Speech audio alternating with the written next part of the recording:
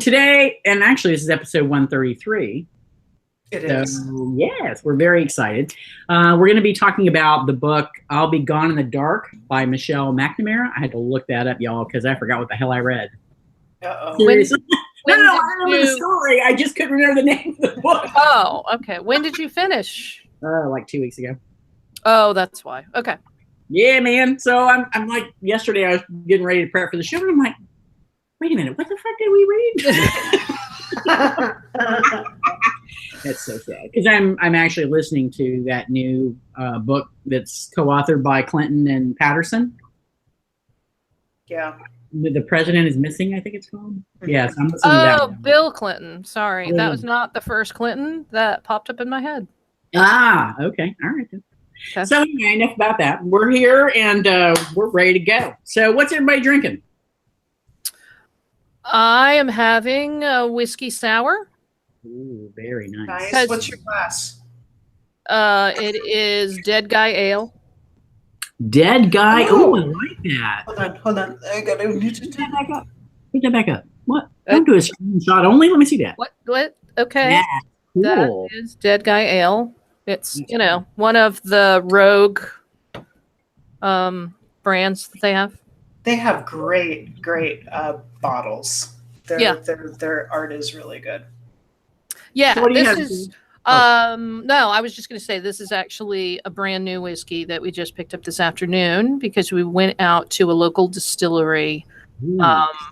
And in fact, I will let Sherry say what she's drinking. I will go get the bottle so that I can share it. Oh, cool. Okay. What do you having, Sherry? I'm having some water because Are you at least having it in an awesome cup? I am having it in an awesome cup. I love that cup. Awesome. Because The there are Bountiful always ample portions at the Bountiful Teat. Tea. And Carla's not even here to appreciate it. Oh, that's awesome. Okay, what are you drinking? I'm having some water in my Bountiful Teat mug. In my tankard. Always ample portions. So this is Triple Deuce. That is made by Blue Sky Distillers out in Smithfield, Virginia. I was just there earlier today. Nice. And this is like the first whiskey that they've done. So I think they started with a vodka and then they created a rum. It's like a white rum, but I think they call it Blackbeard's rum. So it sounds like they've been open for less than a year. But I like that their proceeds go to local dog shelters. Oh, nice. Nice. So I was like, all right, well, I'm going to support you. So here I am supporting them. It's a win-win. Yeah. Excellent. How is it? Is it good? It's pretty good. I don't know that I would say that it's my favorite whiskey, but and it's totally from wheat. Which is unusual, but the other thing that's kind of cool is all of their ingredients are locally sourced. Oh, So, nice. That is nice. Yeah. Yep. Very cool. What are you drinking, Andy? I am having a Bloody Mary a la Sherry's recipe in my Hurricanes tumbler. Beautiful. You're missing a lot of garnish. That picture I sent you, you need a good Wisconsin Bloody Mary that has, like an antipasto tray mashed inside. I gotta tell you, every time I see one of those from your end of the woods, I'm like, it looks like there's a salad inside the drink. Yeah. And that's a Wisconsin thing? I guess. I mean, it seems like other people are just like, oh my God, why is there so much stuff in your Bloody Mary? And it's like, because it's a Bloody Mary and that's what you put in there. So the last one I had, went to a local restaurant and it had, the celery stick in there was, as big as my forearm. Ooh. And then it had a beef stick, mushroom. A beef stick. So I'm picturing like a summer sausage. No, the smaller, thinner ones. Oh. Like a thin jam, right?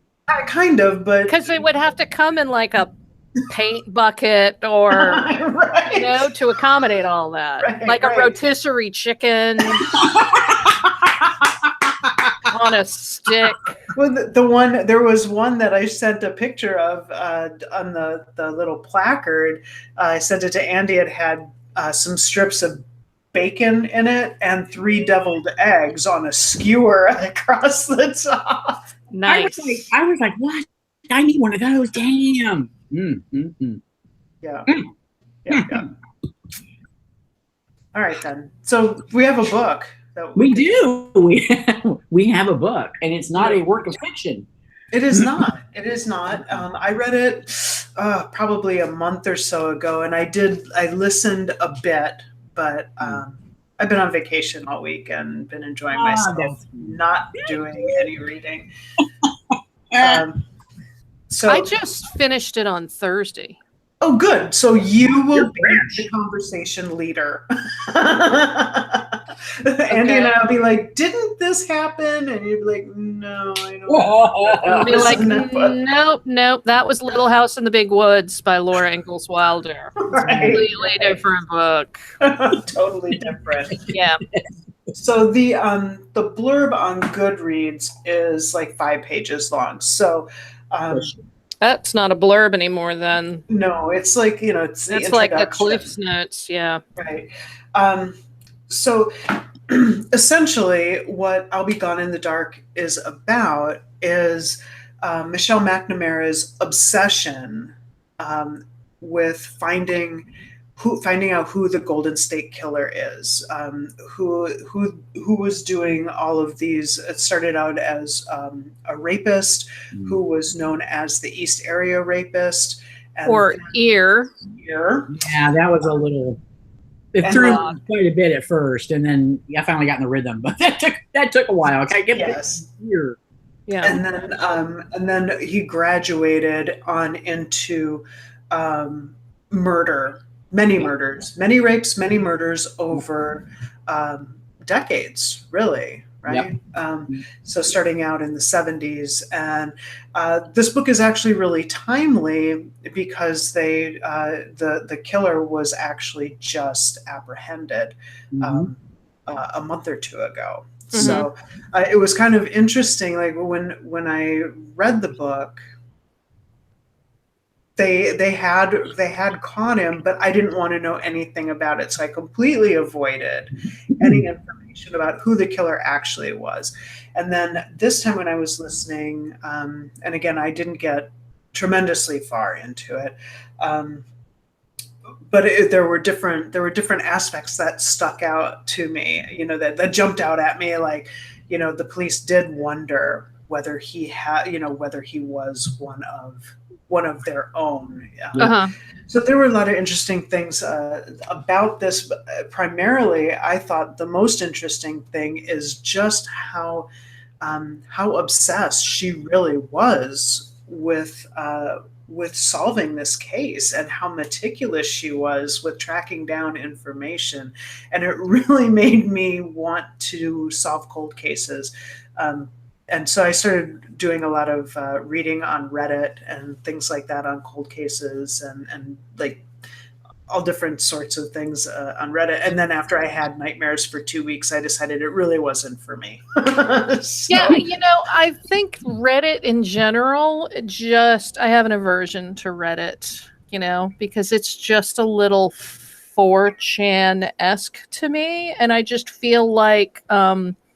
to me, Reddit feels like a community filled with the kind of people that you pull up a rock and all the stuff that's under the rock.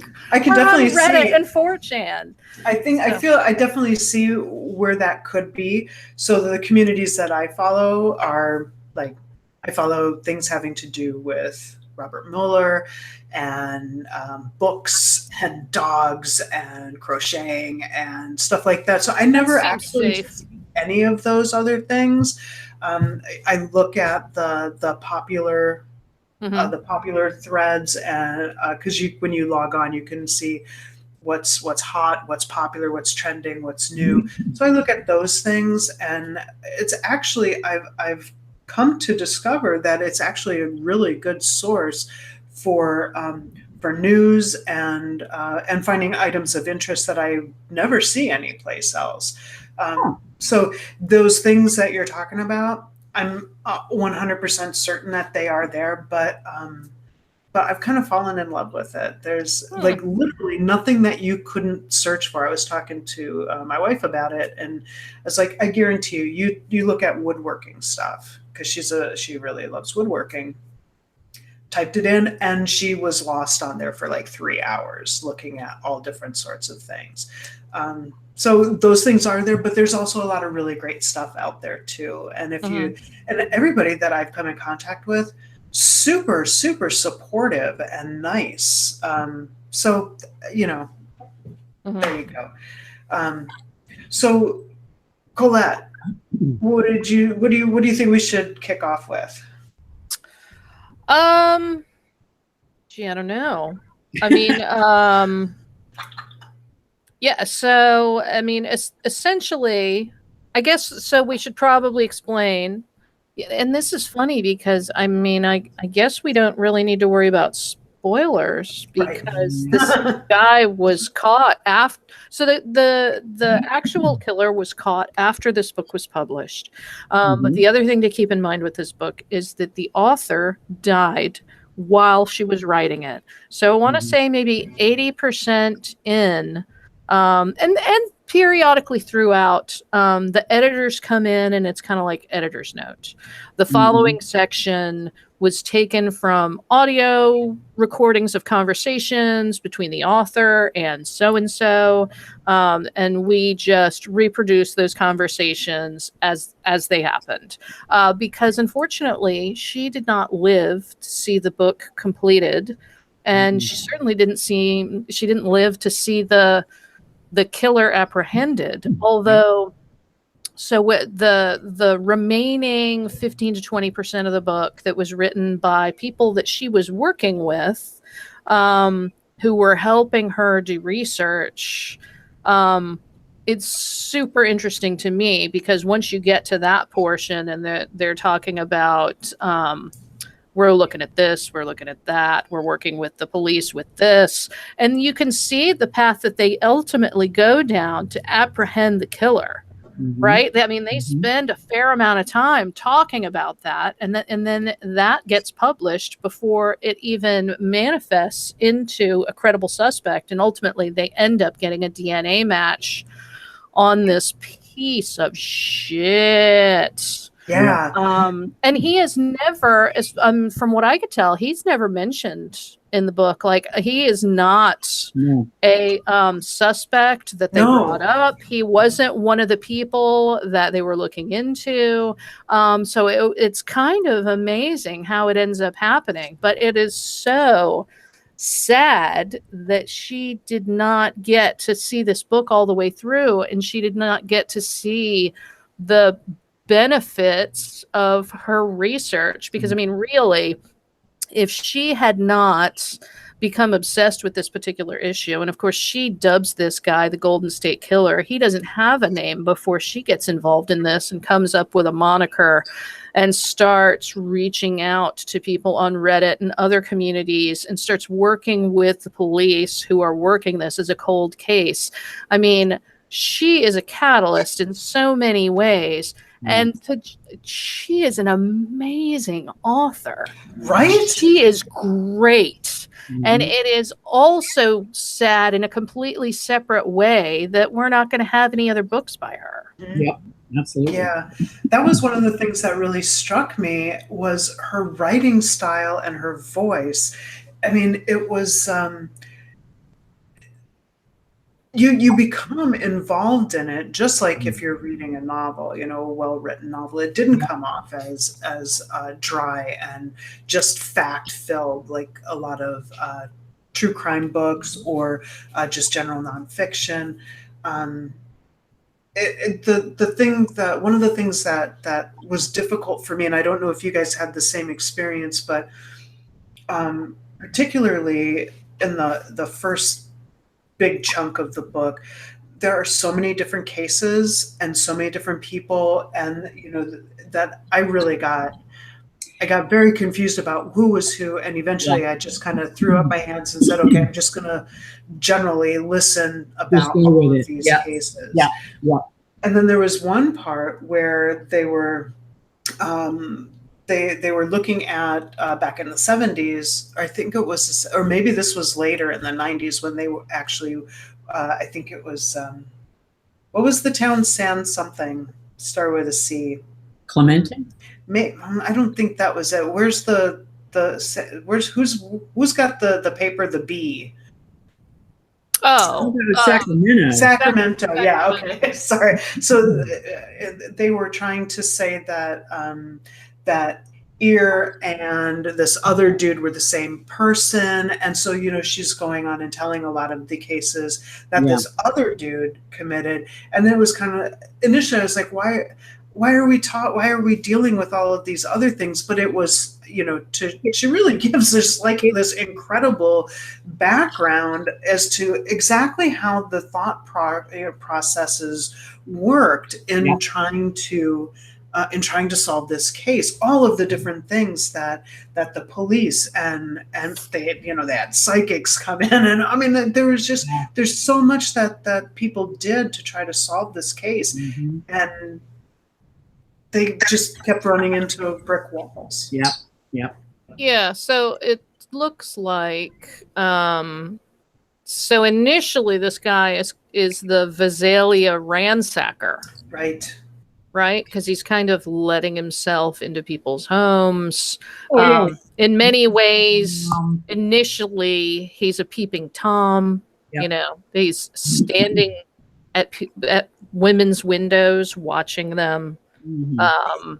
And then he kind of morphs into the East Area Rapist, and then at some point he takes on the original Night Stalker, because I guess there is some confusion with the standard Night Stalker who was operating in Southern California in the late 70s, right? Richard Ramirez.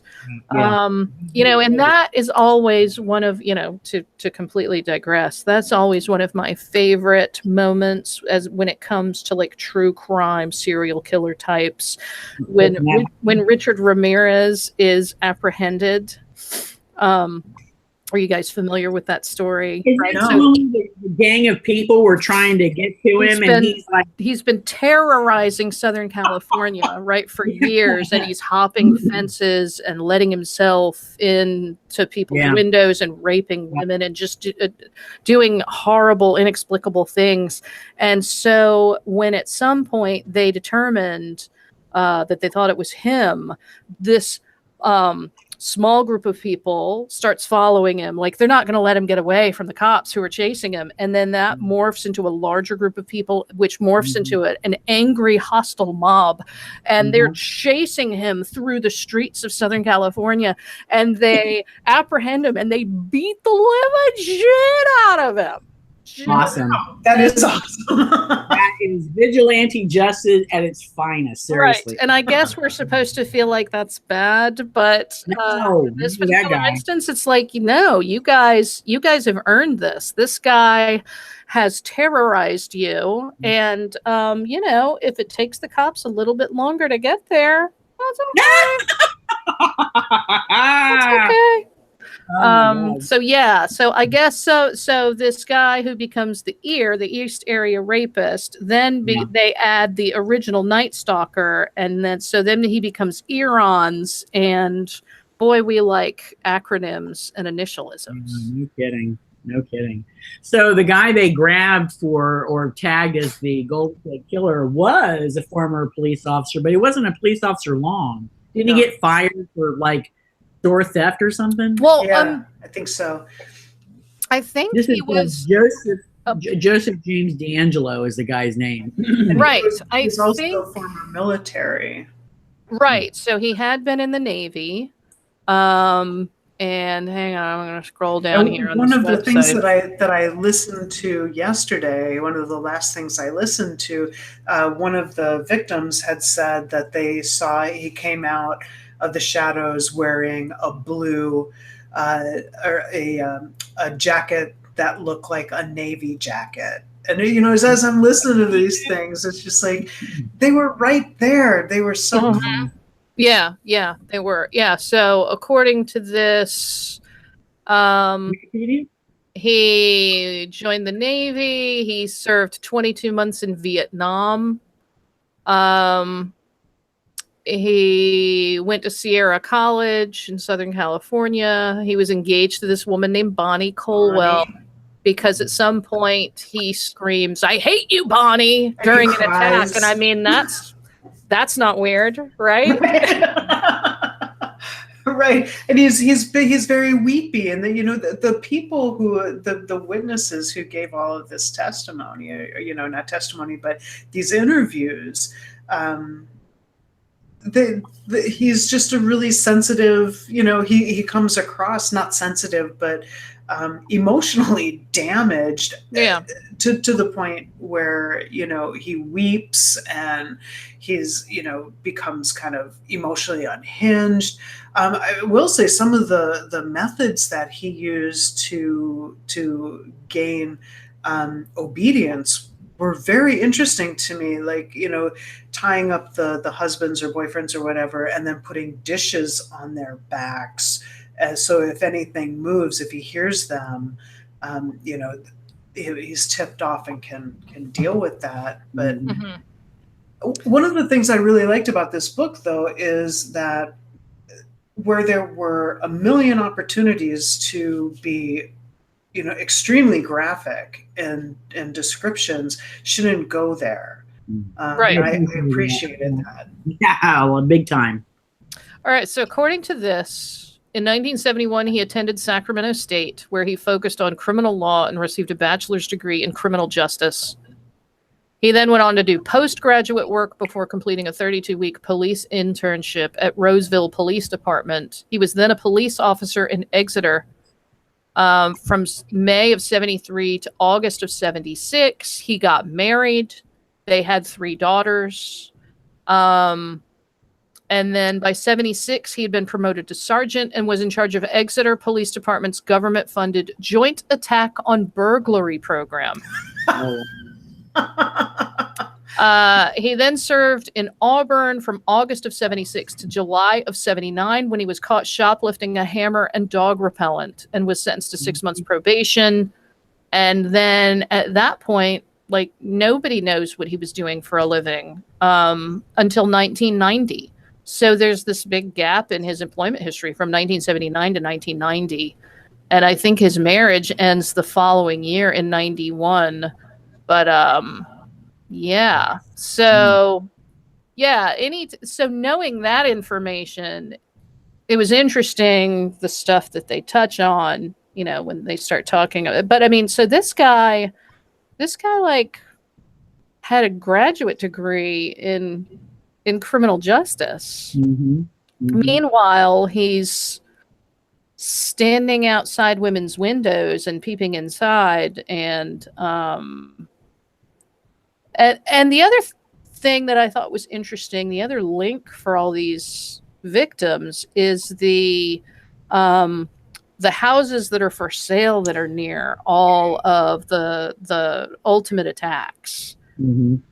Yeah, he would go to, well, I mean, it's alluded to that he would go to open houses and get the lay of the houses, talk to other people that are there. One woman who was attacked. He actually came up to her, or she believes it was him, came up to her and started talking to her about the in-ground pool in the backyard. Mm-hmm. He was just very bold, and he would stalk these people to where they're finding his footprints outside their windows, and then a month or 2 later, then he comes back and breaks in and rapes and kills. But it almost seemed like he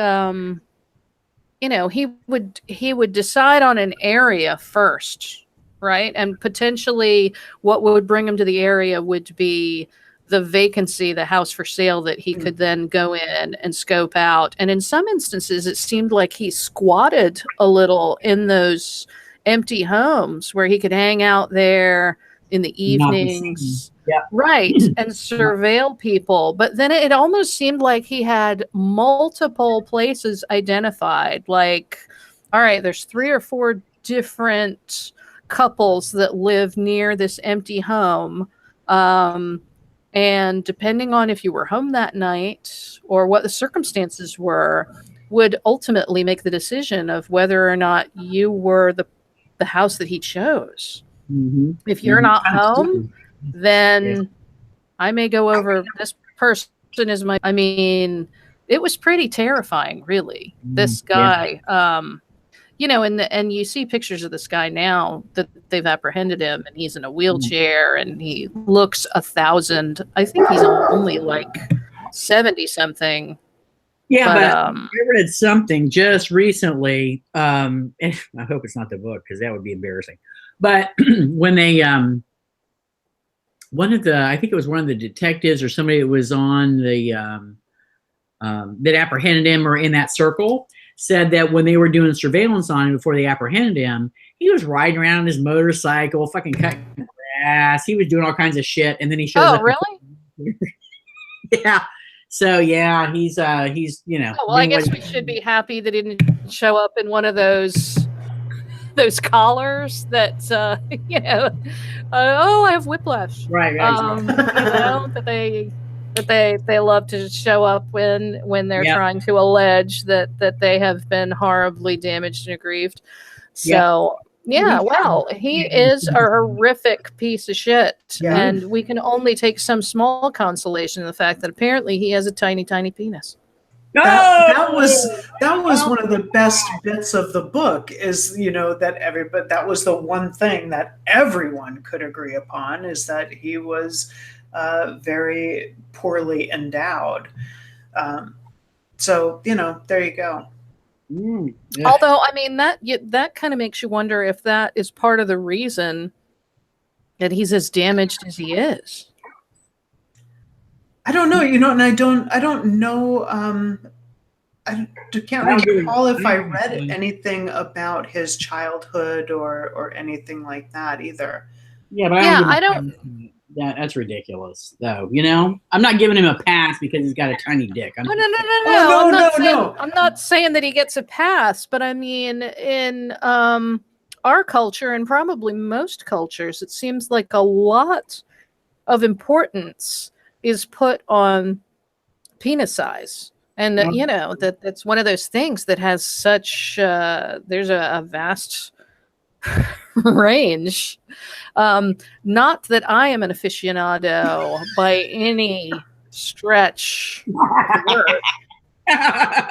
But so if you come up short in that particular physical attribute and it's important, I mean, so I don't know. I don't know how much potential damage that can do to somebody who is young. I don't know if that suddenly makes you take some things seriously and makes you consider things that aren't healthy. I don't know. Well, if any of the folks watching right now have any information that you're aware of with regard to his childhood or his penis size being a factor, and I don't recall why Bonnie left him. I don't remember what that was about. I do remember that I saw quite a bit of mention in the news about it was he did this because of Bonnie. No, he didn't do this because of anyone other than himself. That's right. A woman is able to reject someone without having them go off in a 3-decade murder spree. That's ridiculous, and people really need to get over that shit. Ain't that the truth? Here. I agree. God damn it. All right, then. So all in all, did you enjoy the book? Did it meet whatever expectations you had? Was it better? Not quite as what was it? I gotta say, I had the same, not knowing that you had that experience of when you first started listening to it. I was like, whoa, what the fuck? I mean, because you're getting thrown these stories and they don't have a cohesion that you can, tie them together at first. And it was a little jarring. But after I did the, okay, just fucking listen. Just fucking listen. Don't try to put things together. And once I did that, once I just chilled out and listened, I got to tell you, it almost, like, probably by less than halfway through, I'm going, I hope this book doesn't end. I mean, Jesus, you're just, the amount of not just the details, but bringing some of these people, I mean, they leapt right at you, right? So you're like, holy fuck, right? You can relate to these folks, whether it's because either, it could have been you, or you had somebody that was affected, or had, just being afraid of getting out of your car and going to the house. You know what I mean? Like, maybe there's some odd looking people in the area. I mean, so you're thinking, you can relate in some respects to many parts of this story. The frustration of trying to catch this guy, people doing neighborhood watches, trying to do what they can to catch this guy, using some common sense. Some folks were a little crazy, but you just get so involved in this story. And I got to tell you, the one that was, to me, the most wrenching was that, I think it was a couple walking their dog, and the guy sees somebody and chases after him, and he corners him, right? And the guy's like, please don't kill me, please don't kill me. And then he winds up shooting the guy. And I'm like, holy fuck, that right there, that got me so engaged that I hardly could come up for air. So that's really, I was taken by surprise at how engaged I got with this book. I think part of that is just because Michelle McNamara is a great author. Absolutely. I mean, I think if you took the same information and gave it to somebody else to compile and write, I don't think it would have been nearly as compelling or interesting. Yeah, she's I agree. This is my first exposure to Michelle McNamara, honestly. Mine too. And I know that based on what we just read, that she's had, I guess, a blog, right? She's been involved in other cold cases. And honestly, I'm going to go and see what I can find. But the only other nonfiction true crime writer that I've ever followed was Anne Rule. Michelle didn't put this book together because she unfortunately died, but she was putting it together. Right. There were just she didn't. She was in the process, so it was made by other people. Yeah, so I think the vast majority of it was probably published as she wrote it. Mm-hmm. Yeah. Probably with some editing, but maybe not a lot of editing. And I think that it did kind of speak volumes that once we got to the portion where they had nothing of hers to finish it with, and the researchers that she had been working with got together to finish it up, that they basically said, once she kind of unexpectedly and inexplicably died, we tried to write the rest of this book the way that Michelle would have written it, and rapidly we discovered that we just weren't going to be able to do that. Right. That was, in the midst of all of this information about the case and the victims and also the detectives who are working on it, and I think that she did a great job of presenting some really emotional aspects of how these detectives, how intensely they wanted to solve this case too. But in between all of that, she's got her own personal experiences, being on the red carpet and getting a text about something happening with this case, wanting to leave parties Hollywood parties that she didn't really want to go to in the first place because she wants to get home, and get back on her laptop so she can do more research. Her level of obsession and dedication to this case over so long a period, to the point to the point where her husband buys her gifts that are are tied to the case, little tokens that that it's and I didn't have any problems, feeling sad or emotional until I listened to Patton Oswalt do his wrap up. And his last line or two kicked me in the gut real hard. He definitely, if there is what I would think would be a perfect husband out there, I think it would be him. Yeah, no kidding. Understanding, supportive, loving. She I don't think she would have been able to do what she did, along with having that having her family without somebody to support her like that. Oh, which reminds me of the story that she told about her neighbor. Oh, right. Her neighbor, the guy who got broken into. Yeah, and she saw the guys outside, and she's like, "No, it's just my overactive imagination because I'm doing all of this stuff, and I'm so suspicious." And sure enough, he got robbed. And she made talked about how she wants to be more involved with her neighbors and watch out for each other, and nothing really ever came of that. Did it? Yeah. Mm-hmm. Yeah. No, I don't think so. Yeah. But she came across as just your average woman who had an obsession that was a bit different from other people's. And genuine. Mm-hmm. You can hear and feel that genuineness, like that unpretension that comes through, that she really does want to solve the case. She really wants to put this person away. Whoever it is, she wants justice for the victims. And you can feel it. It's palpable when you listen to this. Yeah. Well, and whoever it is who reads the audiobook, she does a great job. Mm-hmm. She does. I've heard her do something else too. I can't remember who that is. Yeah, she did a good job. I'll look it up. Looking it up. I'm looking it up. So yeah, I definitely have to go find some more of her, her archive work. I wanna really, I was super impressed. Super impressed. Yeah.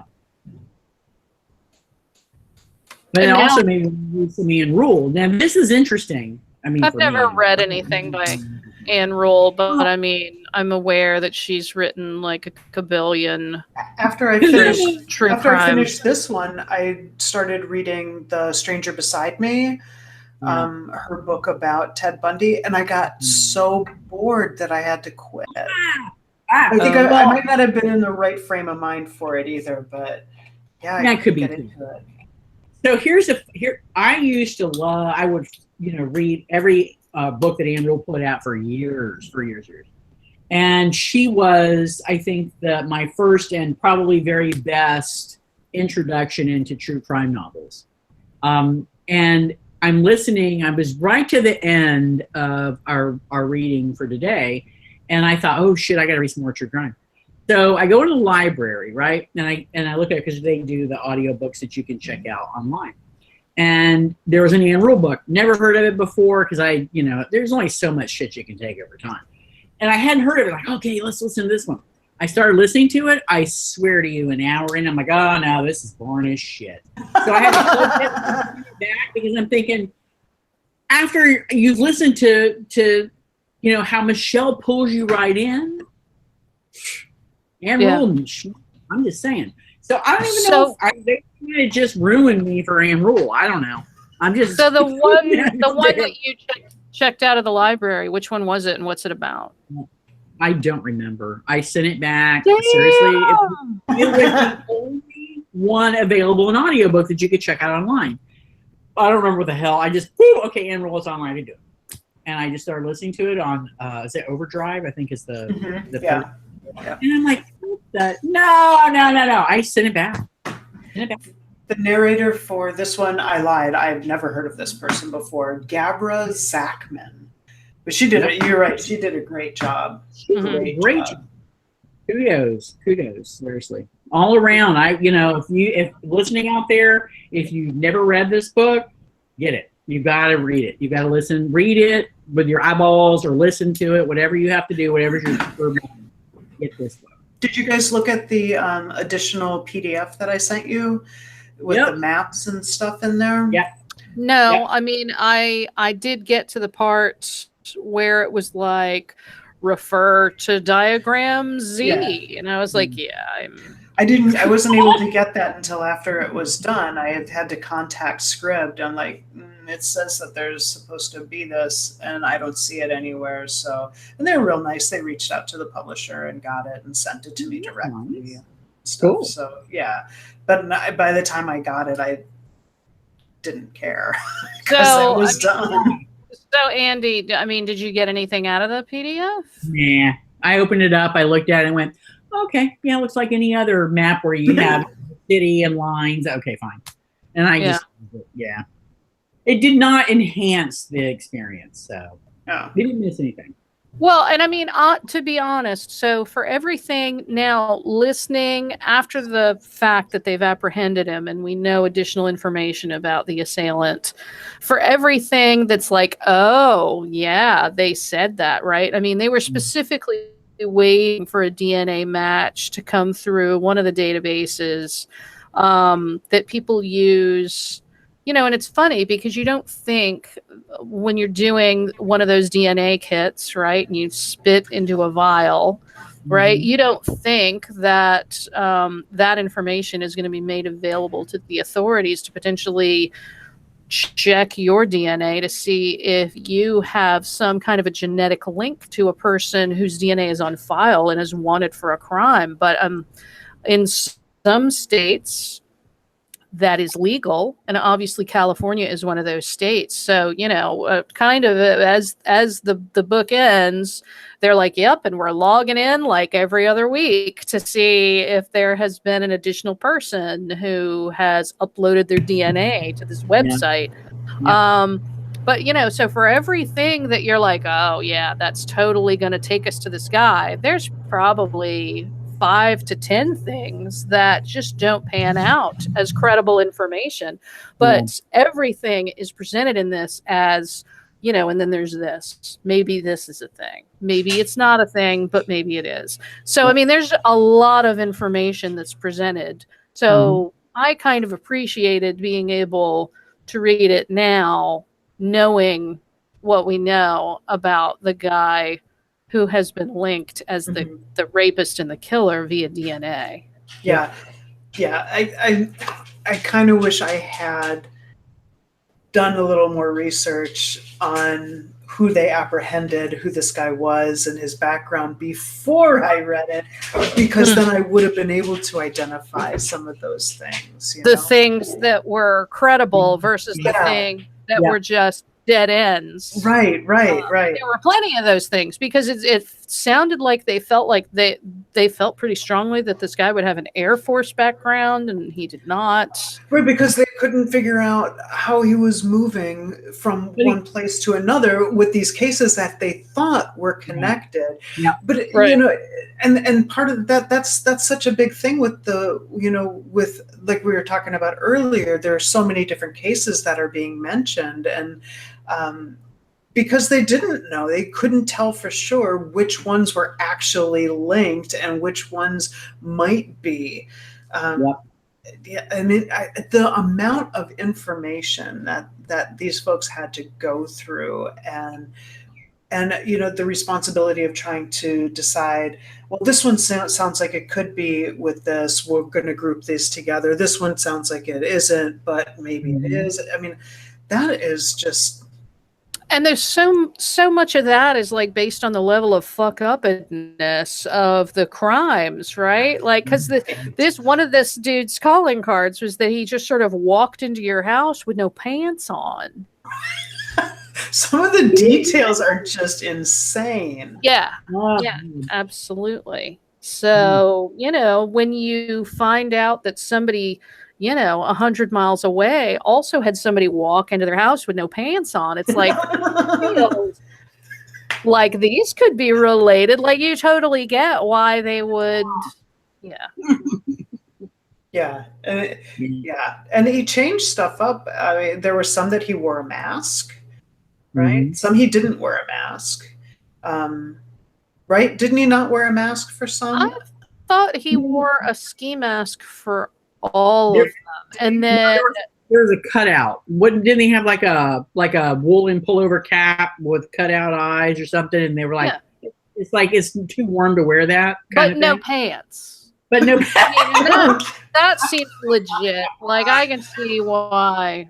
You got to balance it out, right? Right, because you would get really warm. You would, Right. absolutely. And, so this guy with the micro penis is going to walk around with no pants on. And that seems interesting, too.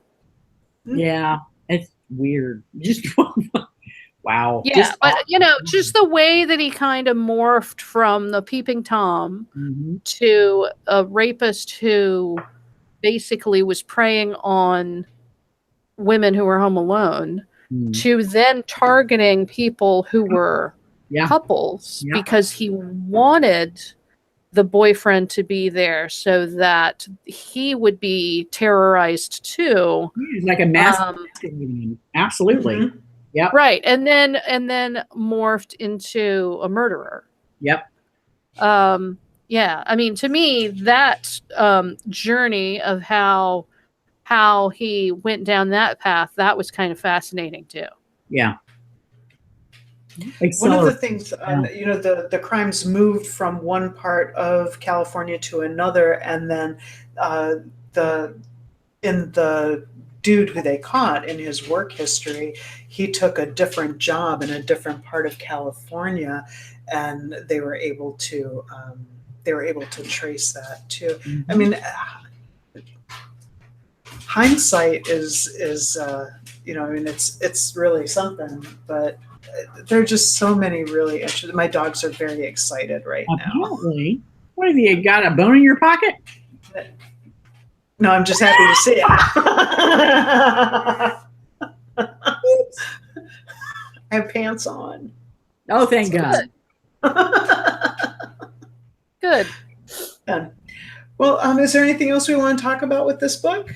No, I thought it was just excellent, really. I'm so glad, because I'm never 100% sure when I recommend a book that I really liked if you guys are going to like it or not. Always, I think this is one of the best nonfiction, certainly one of the best true crime books that I've ever read. But this was really well done. Yeah.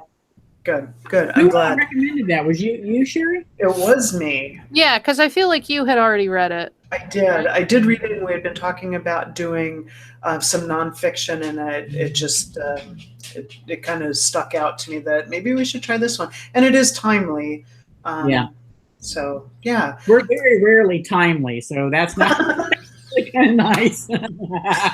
That's very true. Yes, we can fully discuss this book since it was written 30 years ago. That's so ridiculous. Well, we're out of money, so we won't be giving away any books. No cash, y'all. The money is gone. Donations. And so we decided, or we didn't decide, but we didn't bother to pick our next book because we haven't yet. No. Why bother? I'm going on vacation next month. Sherry may be visiting next month. I don't know. No, I'm committed to visiting. My fear of flying and of being away from home and my comfort zones are not going to hold me back. I'm proud of you. This is a big leap. I get it. I'm proud of you. Thank you. Thank you very much. Thank you. And I think, Colette, are you going to be out and about, unavailable at all next month? Not to my knowledge. All right, then. Well, we shall pick a book. We'll figure it out. We'll let you know. So are you guys thinking that you're going to do the next one from the same location? Maybe. Oh, that would be pretty late in the month. Yeah, I don't know. We'll see. No, I think we should do it. in between GCLS and my visit. So around the same time. All right. All right. Well, so for folks who do like Reddit, Cocktail Hour has a Reddit, has a subreddit. It's called Books of Cocktail Hour. So you can, it's just me. That's really sub. Oh my God. It's me and my other account, which will be taking it over because I don't want to, I want it to be under that account. And then we also have a Discord server if you're on Discord and you want to hang out. And we can have some conversations about what you might like to see come up, what you're reading right now. Excuse me. There is a link to the Discord invite on the Cocktail Hour website post for this show. What were you going to say, Andy? I'm going to say, if you ought to join Discord, if you follow us, join Discord, because if for no other reason, there's the word game. You guys are going to love the word game. Isn't on that one, but we can make a word game. I'd like to make a word game on there, y'all, because that's too much fun. And then there's also some fun trivia. We might be able to talk Colette into starting an account so she can come and hang out. So we just hang out there and kind of chat. There's just some old friends right now. Nikki, who used to do the Flicks and Swizzle Sticks, and then some old friends of the show. Which, of course, I actually want to do a Flicks and Swizzle Sticks, y'all, because I got the best zombie movie I have watched in years, and I want to talk about it. What movie? No, I'm saving it. I'll tell you later offline. All right then. Okay, so there are places that you can connect with us if you don't do Facebook, or if you do Facebook. There's a group or a page, Cocktail Hour page on Facebook. I bailed on Facebook. Andy is taking it over. Which means you won't get a whole lot of updates, y'all. Only when I send her links and say, Andy, will you please post this? Oh, God. So, but if you're any place where I am, I will help you. Aw, so sweet. So good. All right, then. So we'll figure out what to read next time. We'll let you know when the show is going to be. Thank you for the couple of folks who joined us. Quiet people. Thank you. Thank you, folks. Tell your friends. Colette, do you have anything going on that you want to share? Is there anything new and exciting in Moody's world? No, but I got to the bottom of my whiskey sour. I got the bottom of my drink, too. I got the bottom of mine, too. Your water. My water. It's delicious orange water. Delicious orange water. Delicious. All right, then. Well, I guess we're done. Thanks for tuning in. Yep, thanks for tuning in, gang, and seriously, donate and tell your friends about us, because, you know, we're here and we're awesome. We almost always do good books. Almost always, and not always. And the ones that are bad are so bad. They're so bad that those are actually the best shows, because it's hilarious to rip them apart. Yeah, because Colette gets all ranty. Especially, I'll never forget the toilet seat. Well, how could you forget the toilet seat? It is a terrible scene in a horrific book. Everybody go check out the show if you haven't already. Killing Cupid. No one will be seated during the terrifying toilet seat scene. Oh, yeah. Well, that's all we got for now, folks. Join us again. We'll let you know when the date is. We'll work that out and what we're reading. So take care. Thanks for tuning in. Bye, everybody.